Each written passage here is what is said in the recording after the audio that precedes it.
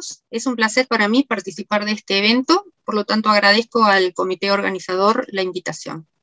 La charla mía va a ser sobre neuropatía diabética. La neuropatía diabética se entiende por neuropatía todos los cuadros clínicos originados por la disfunción y el daño de los nervios periféricos. Hay varios criterios, no hay un solo criterio de clasificación con respecto a las neuropatías, hay varios criterios, según la localización, se puede hablar de las neuropatías difusas o focales, de acuerdo a la presentación clínica, si son sintomáticas o no, y de acuerdo a las fibras afectadas, si son somáticas o autonómicas. El grupo de NeuroAlab, desde hace unos años, en un intento de clasificación, divide la neuropatía diabética básicamente en 3 grupos. En las difusas, que comprende la polineuropatía simétrica distal, que es el 90% de las neuropatías en los pacientes diabéticos, que es la polineuropatía periférica, sensitivo-motora, más frecuente de presentación en todos los pacientes diabéticos, y la implicada en el desarrollo del pie diabético, ¿verdad? Y las autonómicas también son difusas, dentro de las cuales tenemos principalmente la cardíaca, la gastrointestinal y la genitourinaria. Las neuropatías focales, puede ser la mononeuropatía focal, que puede ser única o múltiple. Si es de un par craneal, las más frecuentes son las del motor ocular común, el externo y el facial. Y si son periféricos, los nervios medianos, femorial y peroneo son los más frecuentes de afectación. La otra neuropatía focal son las polirradiculopatías, que puede ser tanto a nivel lumbosacro, la miotrofia diabética, o torácico, la radiculoneuropatía torácica. Bueno, entonces la charla va a ser sobre principalmente la neuropatía más frecuente, que es la polineuropatía simétrica distal. Desde el año 2016, el grupo experto, el grupo de expertos de ALAD, la define como el cuadro clínico dado por la presencia de síntomas o signos de una disfunción nerviosa periférica simétrica que afecta el sistema somático y autonómico en los pacientes con diabetes tipo 1 o 2, y después de excluir otras causas de neuropatía.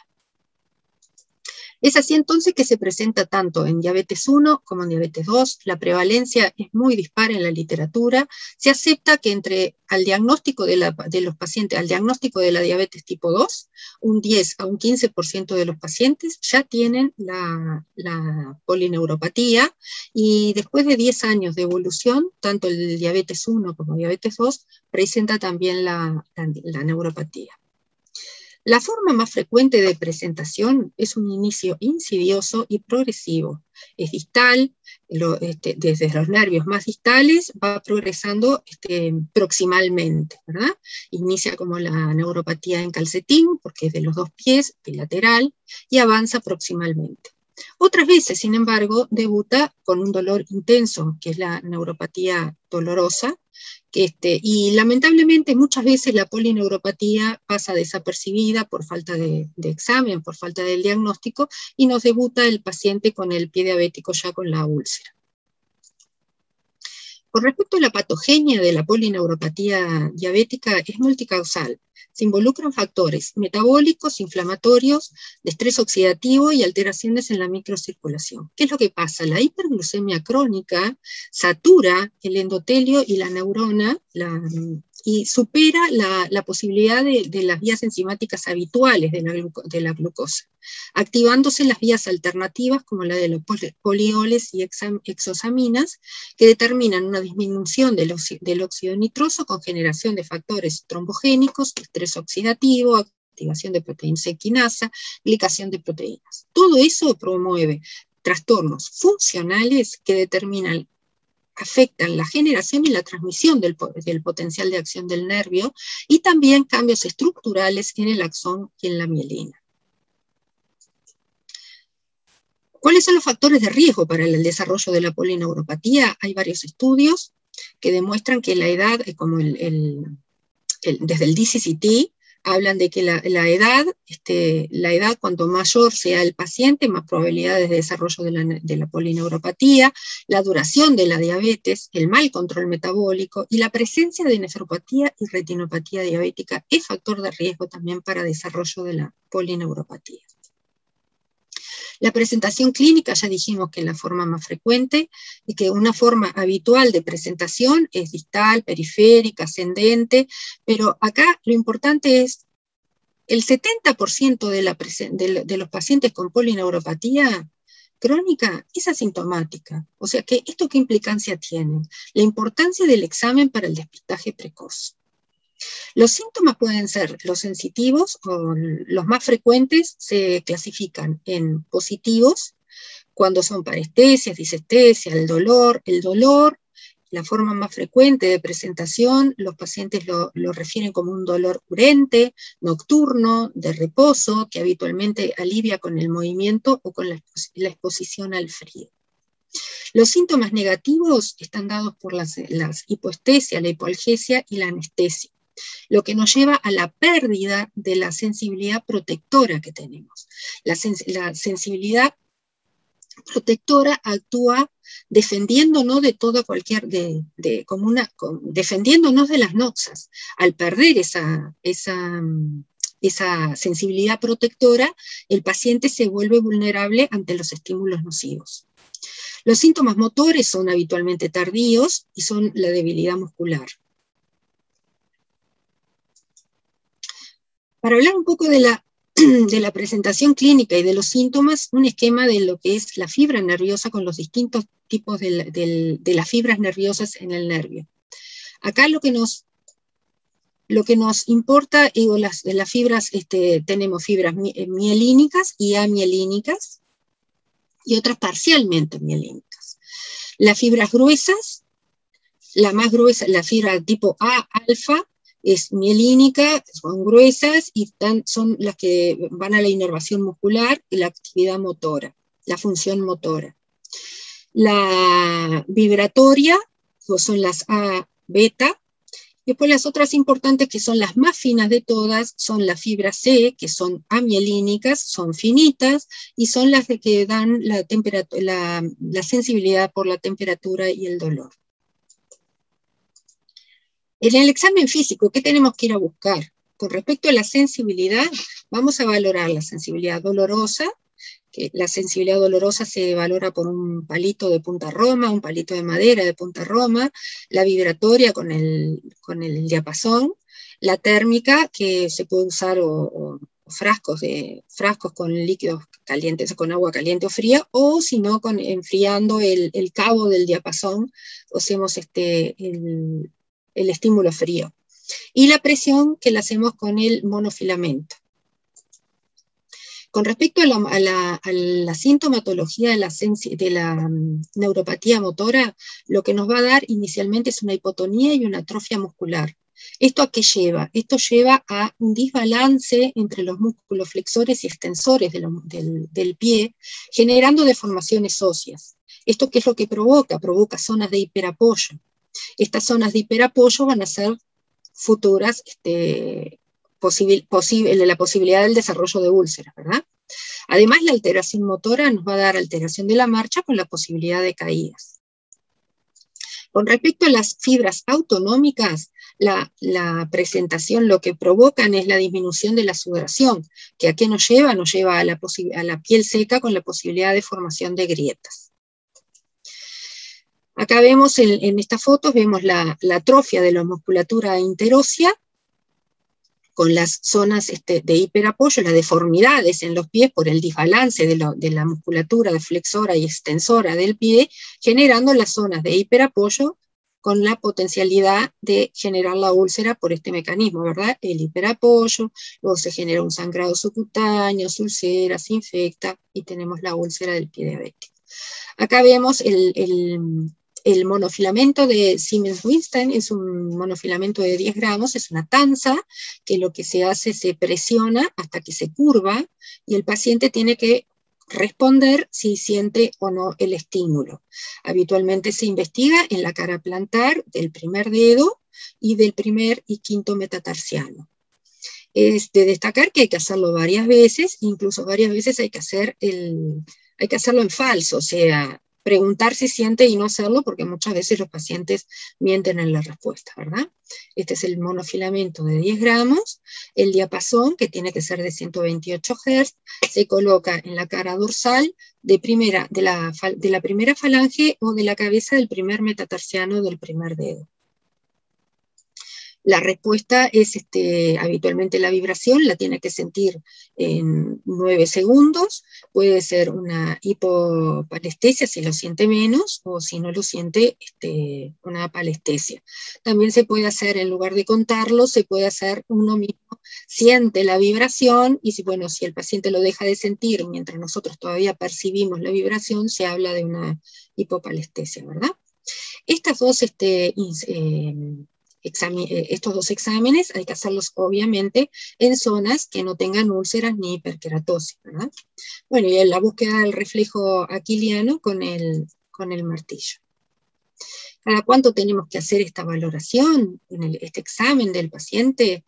Digo, que eso es un gran problema, ¿verdad? El diagnóstico está retardado por la falta de examen, porque los pacientes no son examinados, no solo por médicos de medicina general, sino lamentablemente por muchos especialistas en la diabetes, ¿verdad?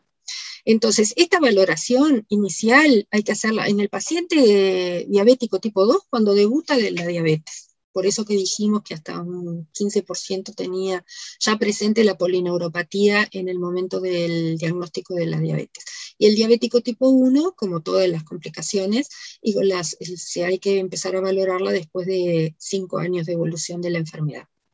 Y en el seguimiento, ¿cada cuánto? Los síntomas los podemos seguir en las distintas consultas del paciente por distintas escalas que hay.